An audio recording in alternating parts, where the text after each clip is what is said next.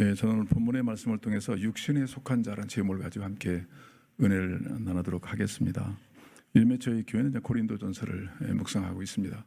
저는 개인적으로 저의 목회적 또 선교적 큰 지혜를 얻는 것이 바로 고린도전서입니다. 저 개인뿐만 아니라 이 땅의 많은 목사님들이 이 고린도전서를 통해서 교회 안고 있는 문제, 또 개개인이 안고 있는 문제를 하나님의 조명을 받으면서 해결을 받고 교회를 세워나가는 사명을 감당하는 좋은 지혜서가 됩니다. 단순하게 이 교회는 많은 문제가 있었습니다. 오늘 분열의 문제라든지 또 성적인 부족한 문제가 교회 안에 있었고요. 그 다음에 우상을 섬기는 문제, 또 부활에 대한 여러 이론들이 있었고요. 또 이단들이 들어와서 영지주의 사고를 가지고 저거 영과 몸을 분리시키는, 그래서 몸의 부활을 믿지 않는 이런 일 때문에 교회가 한때는 그런 잘못된 가르침 때문에 어려움을 겪기도 했습니다. 또 이제 헌금의 문제, 충분히 우리 교회들이 안고 있는 문제, 지금 드러나지 않았지만 어느 교회든지 그런 문제를 다 갖고 있거든요. 우리 개개인도 다 그런 문제를 갖고 있는데 드러났을 뿐이지 안고 있는 문제가 많이 있거든요. 그런 문제를 정확하게 조명해주고 그리고 치유해주는 역할을 이 고린도전서가 하고 있어요. 이 고린도전서는 바울 사도가 썼거든요. 바울 사도는 하나님의 정말 신실한 종이죠. 그는 살아도 죽어도 주를 위해 살겠다고 그랬고, 세상을 구원하는 복음, 십자가의 복음을 전하기 위해서 온갖 희생을 다 감내하고 예수님의 뒤를 따랐던 사람이 바로 이 바울입니다. 바울은 이 교회를 세웠어요. 고린도 교회를. 상당히 이 교회는 지역적인 환경에서는 너무나 좀 악한 도시예요. 문란한 도시고요. 큰 항구에 끼어있는 이 도시는 내조가 아주 흉행하는, 그렇기 때문에 매춘이라든지 술, 여러 가지 문제들로 인해서 혼미한 그런 도시입니다. 이런 곳에 또 우상의 또 큰 우상 재단이 세워져서 거기에는 또 행복의 여신이라고 그래가지고 그 신전에는 한 1000여 명의 신전 창기들이 있습니다. 거기서 그들과 행음을 하고 예배를 드리고, 그래서 결국은 그 신으로부터 이제 능력을 받고 다 많은 자녀를 얻는다는 그런 사상 때문에 그런 일이 사회적으로 그냥 자연히 이루어졌어요. 그러니까 종교의 부패, 그런 부패상이 고린도 교회입니다. 그래서 고린도 사람이 지나간다면 다들 이상하게 본 거예요. 하여간 저 부패한 사람이 지나간다, 음란한 사람이 지나간다 할 정도로 그렇게 폐역한 도시였습니다. 그러니까 이 도시에 하나님께서 하나님의 교회를 세우신 거예요. 이게 하나님의 사랑입니다. 결국 그대로 놔두면 멸망해요. 영원한 지옥이죠. 그래서 고린도서 1장 1절에 보시면 하나님의 뜻을 따라 그리스도 예수의 사도로 부르심을 받은 바울과 형제 소스들은 고린도에 있는 하나님의 교회, 곧 그리스도 예수 안에 거룩하여지고 하나님의 교회. 여러분, 그 제약된 도시에도 하나님이 임하신 거예요. 아멘. 하나님의 교회를 세우셔서 그 죄인들을 구원하시려는 하나님의 사랑과 영혼을 사랑하는 뜨거운 열망을 볼 수가 있는 거죠. 그렇습니다. 예수님이 이 땅에 오신 것은 바로 죄인들을 구원하러 오셨거든요. 아멘. 의인을 구원하는 게 아니에요. 건강한 사람을 위해서 온 것이 아니라 병든 자를 위해서 오셨습니다. 하나님 모든 영혼들을 구원하러 이 땅에 오신 것처럼 바로 고린도 지역에 하나님 교회가 절대 필요한 거예요. 오사카 이 교회가 꼭 필요한 것입니다. 아멘. 왜 모든 사람들은 지금 죄악의 홍수에 끌려가고 있어요. 영혼을 구원하는 것은 하나님의 복음을 가진 교회밖에 없거든요. 그래서 바울 사도는 이 교회를 처음에 개척해서 한 1년 반을 잘 섬겼어요. 개척을 하고 또 아볼로가 와서 계속 양육을 하고, 그러니까 지금 말하면 최고의 목회자들이 와서 이 교회를 세우고 섬긴 거예요. 처음에는 영적인 충만함을 갖고 있었어요. 그러니까 너무나 지금 가난하고 어려운 사람들이었고요. 교회 성도들의 신분이 대개 좀 노예 계층에 있던 사람이나 하층에 있던 분이었어요. 근데 그들이 성령을 받고 예수를 믿은 후에 변화가 오기 시작하잖아요. 그러니까 신분이 상승하고 또 주를 위해 살다 보니까 부도 챙기고 또 여러 가지 좋은 환경들이 이루어졌어요. 그러다 보니까 점점 그 마음속에는 이제는 더 얻고 싶은 욕망이 있는 거예요. 더 높아지고 싶은 열망이 있는 거예요. 그다음에 점점 하나님께로 멀어지기 시작한 것이죠. 이게 지금 우리나 똑같은 상황 아니에요? 이런 상황에 있어서 바울 사도가 그 얘기를 들었어요. 분쟁도 있다, 우상 숭배도 한다, 또 교회 내 성적인 부족한 일 벌어졌다, 이런 잡다한 얘기를 듣고 이 신령한 하나님의 종인 바울은 하나님의 관점에서 성령의 조명을 받으면서 이 교회의 문제를 진단하고 해결책을 주신 것이 고린도 전서인 줄로 믿습니다. 굉장히 중요한 책이에요. 그래서 우리가 어떤 문제가 있을지라도 문제는 다 있죠. 여러분 몸이 좀 건강 같더라도 정확히 엑셀을 찍어보면 다들 문제가 드러나요. 제가 어제 내시경을 한번 받았습니다. 저는 뭐 그 부분은 건강할 거로 봤지만 그게 뭐가 좀 하는 게 있더라고요. 예, 그걸 또 처리했습니다. 그러니까 여러분 성령의 조명을 받으면 나의 실체가 드러나게 돼 있어요. 아멘. 이게 감사한 것이죠. 예. 우리가 내가 알고 있는 나 또 다른 사람들을 평가할 때 그게 정확한 평가는 못 됩니다. 그렇죠. 네. 정말 우리는요 하나님이 우리를 창조주시잖아요. 그분만의 판단이 옳습니다.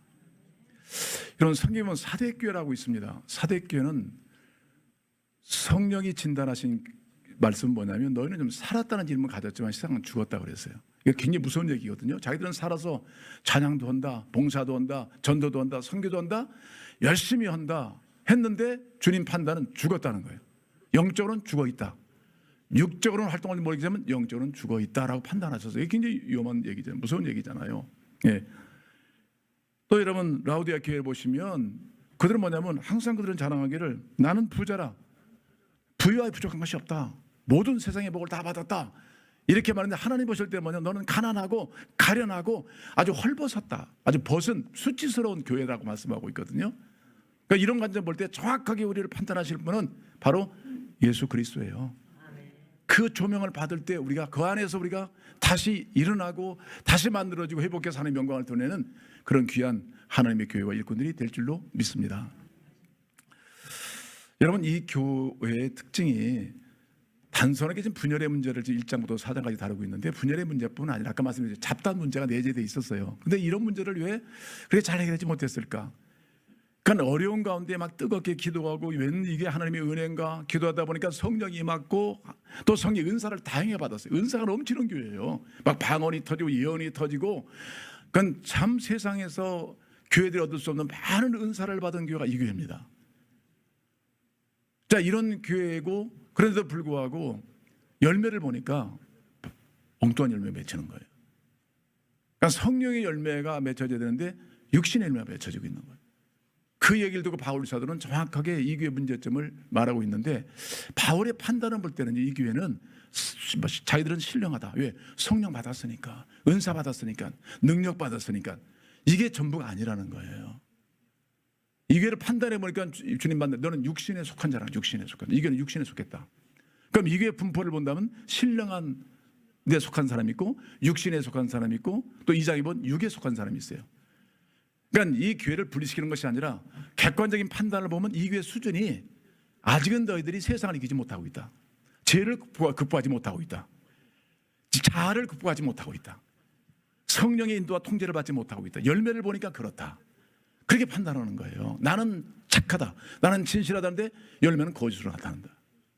그래서 그런 문제를 바울이 보면서 이 세 부류의 사람을 말씀하되 첫 번째 우리 3장 1절로도 보겠습니다.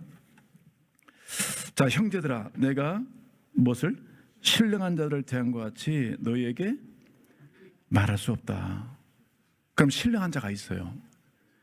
그런데 너희는 신령한 자 아니기 때문에 내가 신령한 말을 할 수가 없다. 지금 깊은 진리의 영역에 대해서 말을 정하기 좀 어렵게 됐다.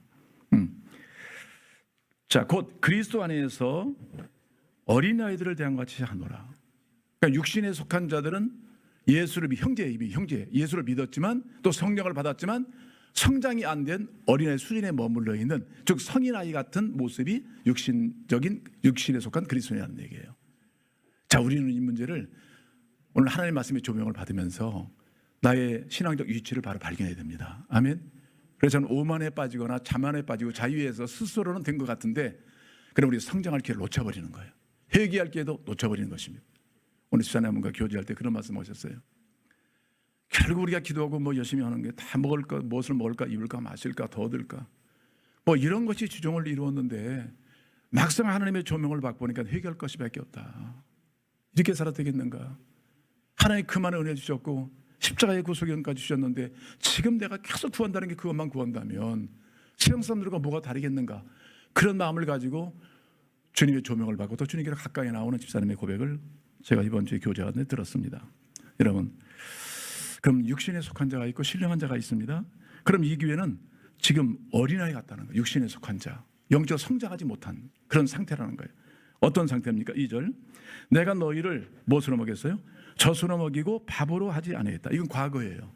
처음에 교회를 개척할 때는 몰래 젖으로, 즉 하나님의 말씀으로 잘 양육했어요. 아이가 태어나자마자 고기를 먹을 수 없잖아요.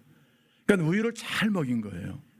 그래서 성경에는 베드로전서 2장에 보시면 이런 말씀했어요. 갓난 아이들 같이 순전하고 신령한 젖을 사모하라. 이는 그로 말미암아 너희로 구원에 이르도록 자라게 하려 하신다. 그러니까 우리는 교회 오시면 먼저 신령한 젖인 말씀을 잘 먹어야 돼요. 아멘. 그 어린아이가 젖을 먹지 않으면 딱딱한 거 먹을 수 없잖아요. 그러면 큰 위기에 빠지니까 잘 먹는 것입니다. 그냥 교회 와서 말씀을 잘 듣고 또 말씀을 보고 말씀을 또 잘 이해하도록 선생님의 도움을 받아서 배우면 점점 우리가 잘하기 시작하는 거예요. 할렐루야. 근데 이 교회는 그렇게 자랐어요. 처음에는 잘 자라왔는데 지금도 시간이 벌써 흘렀는데 보니까 여전히 젖을 먹게 될 상황이야. 요즘 그런 얘기잖아요. 애들 자라오면서 젖 떼라, 젖 좀 떼라. 계속 젖만 먹고 있는 아이들, 성인 아이야. 젖을 좀 떼라. 제가 좀 젖을 늦게까지 먹었습니다. 할 말 없는 사람인데 그 당시에는 먹을 게 없어가지고 또 늦둥이로 태어나가지고 그랬더니 어머니 그 연세 많은 다 젖이 말라졌는데 그걸 또 붙들고 먹었다고 하더라고. 그래서 제가 참 많은 규탄을 받았습니다. 네, 젖 좀 떼라. 뗄 때는 떼고 그 다음에 먹을 게 있잖아요. 이유식을 먹고 그 다음에 고기를 먹어야 되잖아요. 그래서 성경에서도 베드로도 말했지만은요, 너희들은 딱딱한 음식을 먹을 수가 없는 상태. 자랐으면 딱딱한 음식을 고기를 먹어야 되거든요.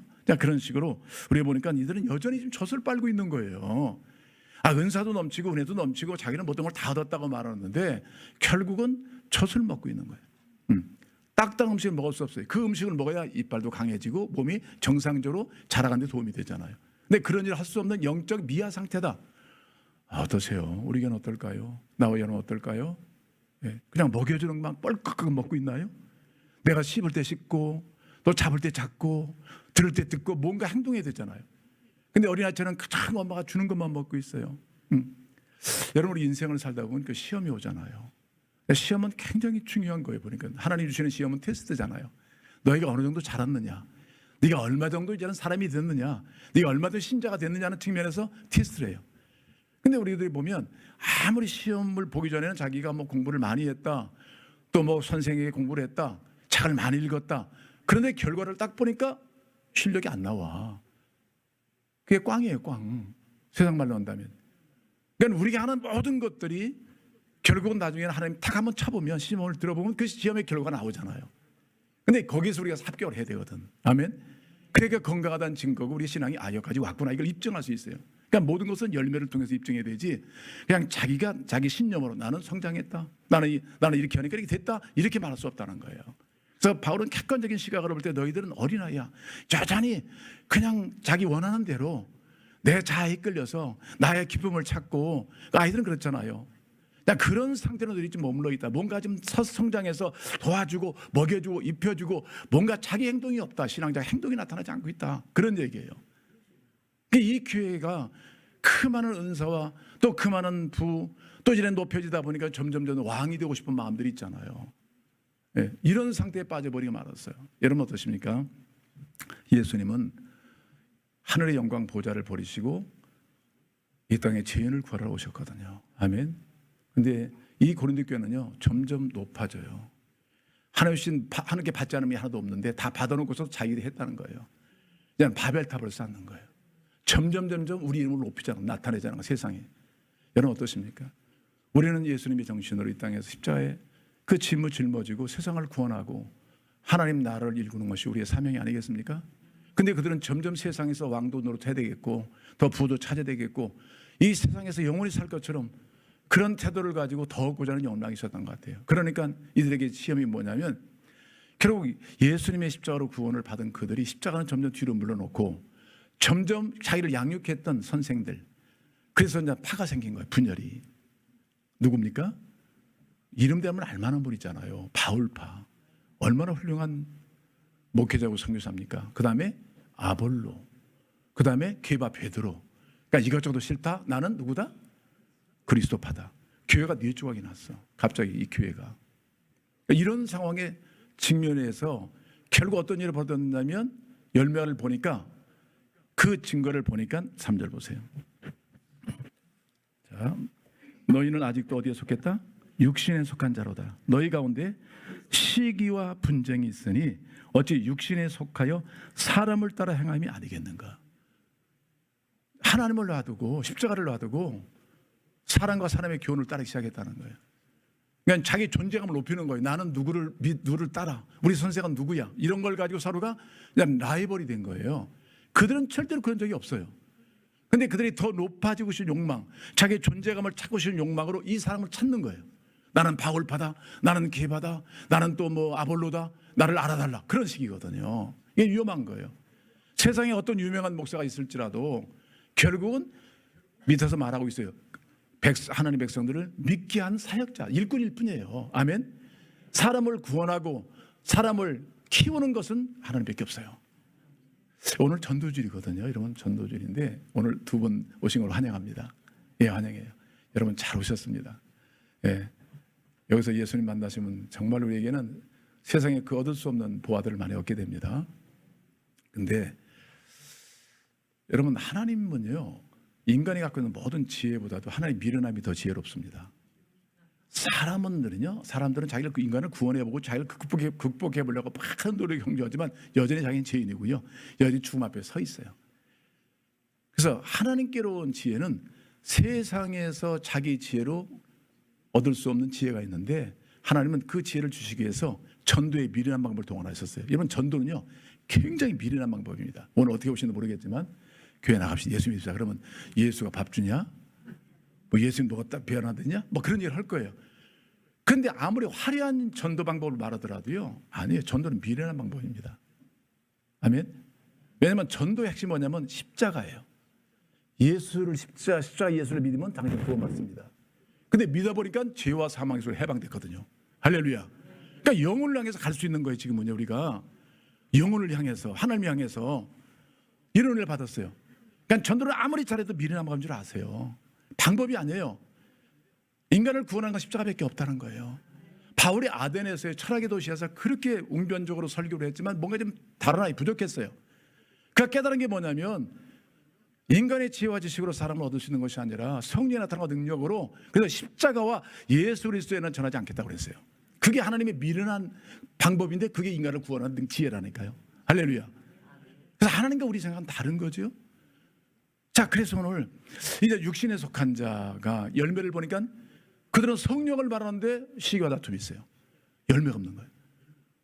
여러분 신령한 자라는 것은 뭐냐면 성령 이끌림 받는 자잖아요. 할렐루야. 그러니까 누가 나를 이끄느냐, 지금 어떤 상황에 벌어져서 누가 나를 이끄느냐 할 때 내 자아가 이끄는 사람이 있어요. 세상이 이끄는 대로 가요. 인간의 판단대로 가요. 이게 뭐냐면 육신에 속해. 영은 받았어요. 하나님의 영을 받았지만 어린아이이기 때문에 항상 자기 생각대로 하는 거야. 울고 불고, 울면 주니까, 떼쓰면 주니까. 이런 식으로 자라가는 아이들, 그게 바로 이 교회의 모습이었다는 거예요. 시기와 다툼이 있어요. 그러니까 신령하다고 말하는데 열매를 이렇게 맞은다. 이 교회의 문제점이 뭐냐면 영주주의 사고예요. 여러분 잘 기억하셔야 됩니다. 영주주의라는 이 잘못된 종교의 형태가 이 교회에 들어왔었어요. 이게 뭐냐면 영과 육은 따로다. 그러니까 영은 거룩하고 영은 불멸, 영혼이 영원하다. 그러나 육체는 악하고 더럽다. 다 흙으로 돌아간다. 그러니까 육으로 보만한 지혜와는 관계가 없다.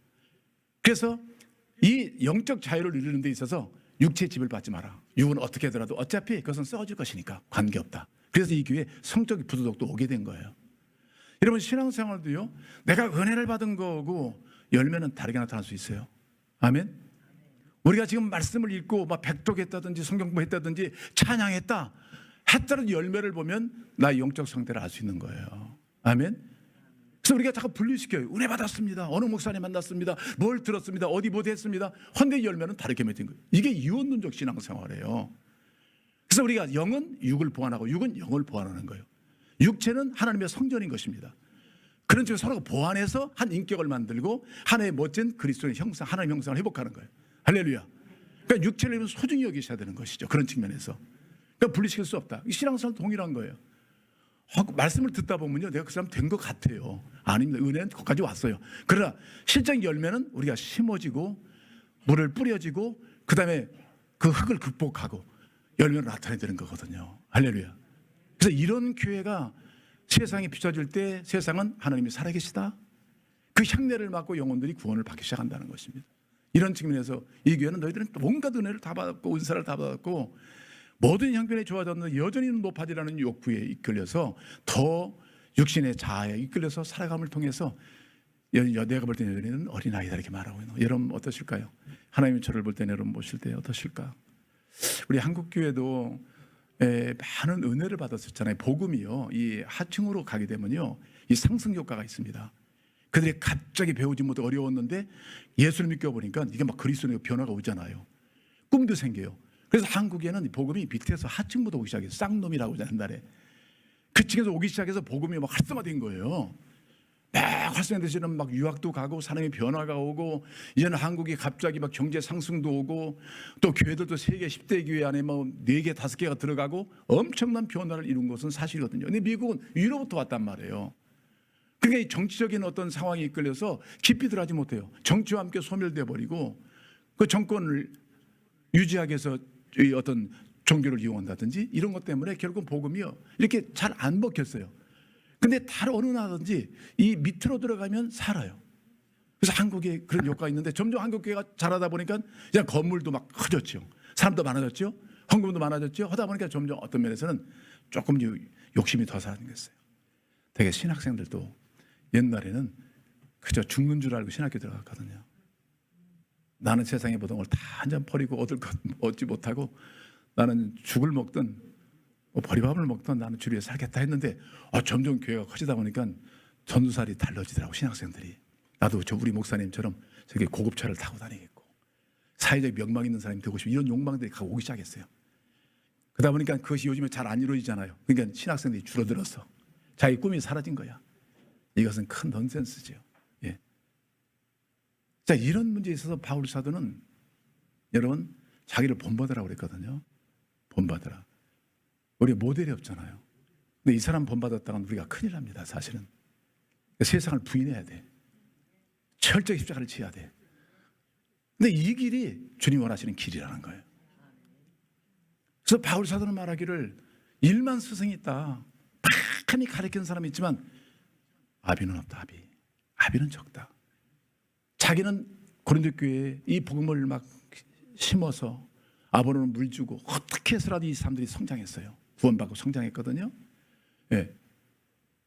그런데 많은 사람이 지나면서 이 얘기를 해서 가르쳐주고 그렇지만 정말 아비처럼 자기 배에서 나와서 막 찢어지는 고통을 치르고 그 젖을 짜내고 그냥 자기 희생을 하면서 자녀를 양육하고 그들을 온전케 하는 아비는 적다는 거예요. 바울은 이 말하는 거예요. 이게 뭐냐면 이것은 육신에 속한 자는 결코 그럴 수 없다는 거죠. 왜? 자기가 좀 잘 되기 위해서 남을 희생시켜야 되잖아요. 이것이 중요한 목표가 된다면 이 교회는 희망이 없다는 거거든요. 그래서 나를 봐라.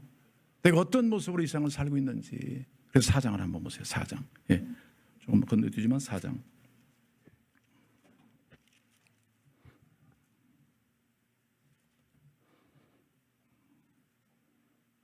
자, 우리 한번 10절부터 볼까요? 10절부터 읽겠습니다. 시작. 우리는 그리스도 때문에 어리석으나 너희는 그리스도 안에서 지혜롭고 우리는 약하나 너희는 강하고 너희는 존귀하나 우리는 계속해서 바로 시각까지 우리가 줄이고 목마르고 헐벗고 매맞으며 정처가 없고 또 수고하여 친히 손으로 일을 하며 모욕을 당한 즉 축복하고 박해를 받은 즉 참고 비방을 받은 즉 권면하니 우리가 지금까지 세상에 더러운 것과 만물에 지키같이 되었도다. 예. 이렇게 3번이 누구냐면 아비.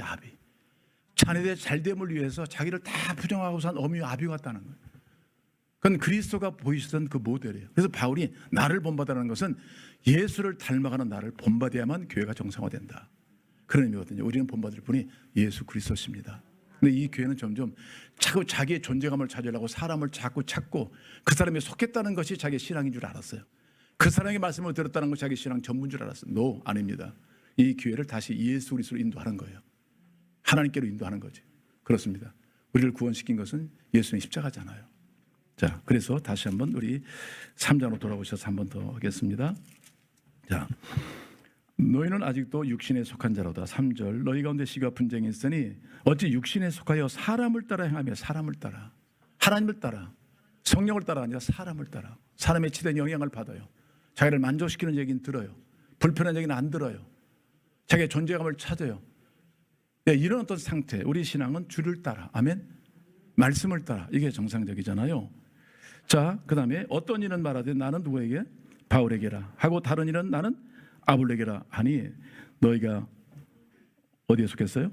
육의 사람이 아니리요. 그런즉 아볼로는 무엇이며 바울은 무엇이냐? 그들은 우리 주께서 각각 주신 대로 너희로 하여금 예수를 믿게 한 일꾼들이라는 거예요. 근데 어찌 그들을 추앙하느냐? 왜 내 자리를 그들로 대체하느냐? 이 교회는 딱 멈췄다. 드디어 아이들처럼 원마전만 빨고 있는 너희들이 되고 말았다. 좀 더 성숙해서 다른 사람을 돕고 하나님의 영광 누리는 그런 역할을 하지 못하고 있다. 자, 그 다음 보겠습니다. 6절 나는 뭐 했어요? 심었고 아볼로는 물을 주었으되 오직 하나님께서 자라게 하셨다. 이런 중요한 겁니다. 자라게 하셨다는 거예요. 예, 여러분 무엇을 심었다고 그래요? 씨앗을 심은 거죠. 복음을 심은 거 아니에요? 그러니까 중요한 것은 씨를 심었다는 거고 자라게 하신 분, 씨를 만드신 분이 주님이시고요. 자라게 하신 분도 주님밖에 없어요.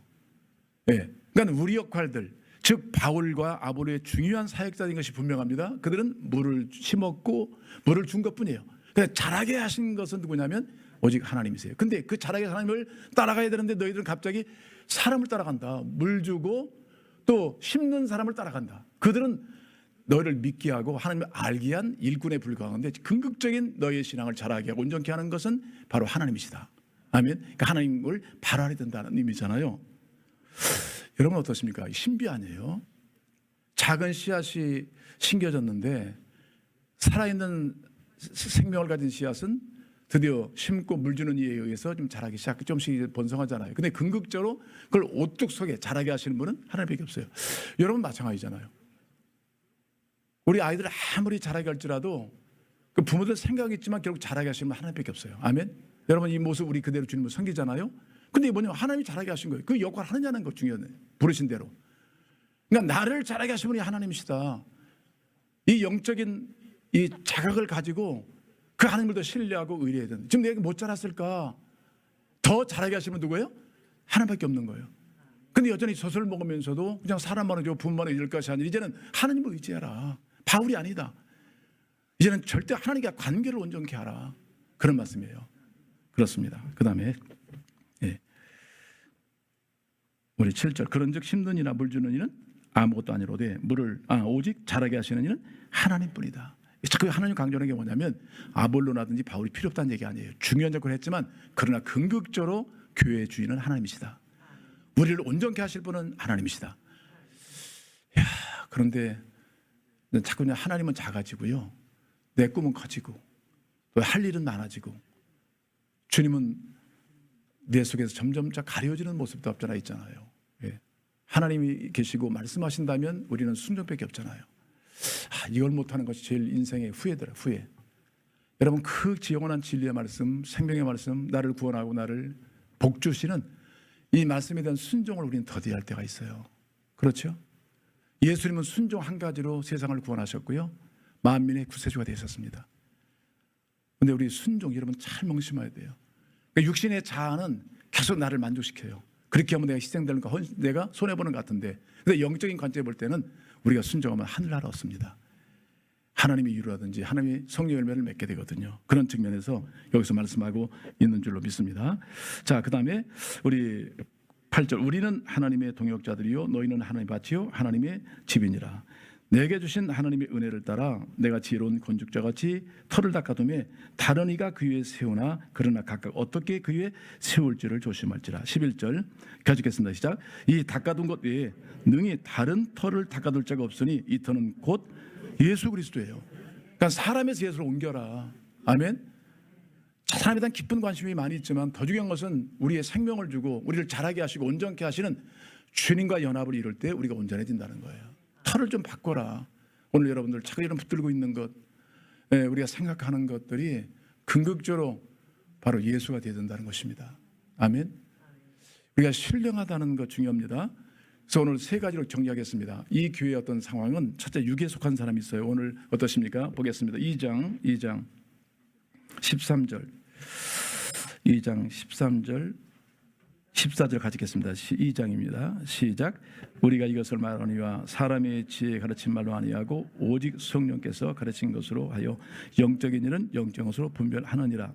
육에 속한 사람은 하나님의 성령의 일들을 받지 아니하나니 그가 어리석게 보이며 또 그는 그것들을 알 수도 없나니 그러한 일은 영적으로 분별되기 때문이라. 자, 교회 안에 육적인 사람이 있다. 영을 받지 않은 사람. 그래서 하나님을 알지 못해요. 오늘 혹시나 여러분 이 교회에 오신 분들 중에 하나님도 모르겠다. 십자가 뭐며 구원이 뭐며 내가 꼭 예수를 믿어야 되는지 그런 부분에 있어서는 여러분들이 완전 교회 인도를 받으셔야 됩니다. 아멘. 단 한 가지, 예수의 십자가. 그러니까 우리를 위해 죽으신 십자가에 대한 복음을 바로 이해하시면요, 거기서 성령이 역사하셔서 결국 예수를 믿게 하고 성령을 내주게 하시는 거예요. 그러니까 그때부터는 뭐 본듯이 예수를 믿기 시작하고 안듯이 따라가기 시작하고요. 그런 역사가 있는 줄로 믿습니다. 자, 육에 속한 사람이 있어요. 예. 두 번째는 아까 육신에 속한 자. 예. 자, 하나님 영은 받았어요. 주님을 알아요. 근데 여전히 젖을 먹고 그 다음으로 나가지 못해요. 그러니까 육신의 자아에 이끌려서 여전히 생각하고 말해요. 그래서 바울 사도는 이 교회를 향해서 너희들이 언제까지 어린이같이 하겠느냐. 예. 어린이같이 말하고 깨닫고 말하겠느냐. 이제는 성숙한 그리스도인이 되어야 된다. 그런 것처럼 이제는 중요한 것은 뭐냐면 영에 속한 사람이 돼야 돼요. 영에 속한 사람. 성령의 인도를 받고. 근데 영에 속한 사람의 특징이 있어요. 2장 16절 보세요. 2장 16절 읽겠습니다. 시작. 누가 주의 마음을 알아서 주를 가르치겠느냐. 그리스도의 마음을, 그러니까 그리스도의 마음을 가진 사람들이 바로 영의 사람이라는 거예요. 그리스도의 마음. 어떤 마음입니까, 여러분? 내 마음? 이기적인 마음? 아니에요. 그리스도의 마음을 가진 사람, 아비의 마음을 가진 사람, 어미의 마음을 가진 사람이 누구냐면 진정한 영에 속한 사람이라. 주님께서 이렇게 하셨습니다. 그 주의 마음으로 채워진 사람. 여러분 참 어미들이요, 그 어미의 마음이 있기 때문에 우리 자녀를 그 어려운 가운데 인내하고 참고 그걸 자랑하지 아니하고 원망하지 않고 끝까지 참어 산 생명을 양육하잖아요.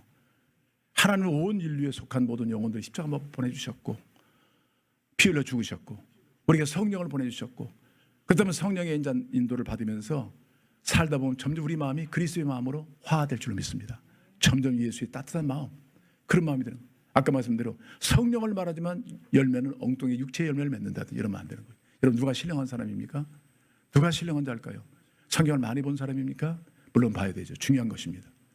성경을 많이 배운 사람입니까? 중요합니다. 그러나 다릅니다. 신령한 자는 열매로 입증하셔야 됩니다. 아멘. 나는 영인데 육의 열매를 맺을 수 있어요. 나는 하나님인데 사람을 따라 살 수 있어요. 그 영향 속에서 우리는 살아갈 때가 많이 있어요. 오늘 우리 교회가 다시 살려면, 세상을 구원할 수 있는 교회가 되려면 바로 하나님을 바로 섬기고 그리고 성령에 이끌려서 나갈 때 성령을 맺히면 그 교회는 바로 세상의 향내가 되어서 영혼들을 구원하고 그리스도의 증거를 확실하게 하는 삶을 살 줄로 믿습니다. 여러분 변화되기를 원하시죠? 저도 변화되기를 원합니다. 지금 어떻습니까? 육에 속한 사람입니까? 육신에 속한 자입니까? 아니면 성령이 나를 이끌어서 지금 성령이 이끄시는 대로 말씀대로 순종하며 삽니다. 그런 상태입니까? 여러분 잘 분별하시고 육에 속았다면 교회 안내를 잘 받으시고 형제의 도움 받으셔서 다시 예수를 믿음으로 성령을 받고 하나님을 만나는 기적이 있기를 바랍니다. 또 육에 속하신 분들은 내 이상대로 안 돼. 내 전이 젖을 먹고 그저 남의 도움만 받으면서 나는 쉽게 편하게 예수를 믿는 이런 자리에 떠나서 이제는 뭔가 주를 위해서 십자가를 짊어지고 함께 주를 따라가는 그런 영의 사람, 두려움 없이 거침없이 나아가는 그런 영에 속한 그 열매를 맺는 우리 모두 되길 바랍니다. 여러분 신령한 일꾼 되시길 바랍니다. 신령하다는 열매로 입증하셔야 합니다. 기도하겠습니다.